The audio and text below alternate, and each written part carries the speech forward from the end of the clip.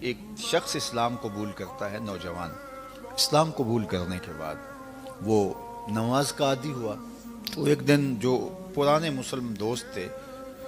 جنہوں نے اس کو دین کا بتایا اور سکھایا اور نماز یاد کروائی،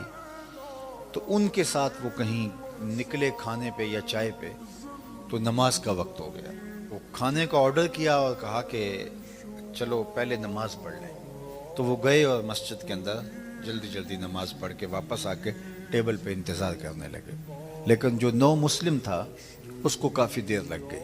5 منٹ، 7 منٹ، 10 منٹ، 20 منٹ، آدھا گھنٹہ لیٹ ہو گیا۔ اور یہ بار بار دیکھیں تو وہ ابھی نماز میں مشغول ہوتا۔ تو جب آدھے گھنٹے کے بعد واپس پلٹا تو سب نے بیک زبان شکوہ کیا کہ تم نے اتنا وقت لگا دیا، تو وہ رو پڑا، کہنے لگا کہ تم مسلمان ہو بچپن سے، تمہیں مسئلہ نہیں ہوتا، جاتے ہو اور ایسے ہی کھڑے ہو جاتے ہو، اصل مجھے نیت سیدھی کرتے کرتے وقت لگ جاتا ہے۔ جو بتایا گیا ہے کہ تمہارا خشوع و خضوع ہونا چاہیے، جو بتایا گیا ہے کعبۃ اللہ کا تصور ہونا چاہیے، اللہ کے حضور پیش ہونے کا تمہیں تیقن ہونا چاہیے، تو وہ چونکہ تم تو پرانے مسلمان ہو، بچپن سے مسلمان ہو، تمہاری تو پریکٹس ہے، تمہیں تو مسئلہ ہی نہیں ہے، تم جاتے ہو اور ایسے کھڑے ہو جاتے ہو،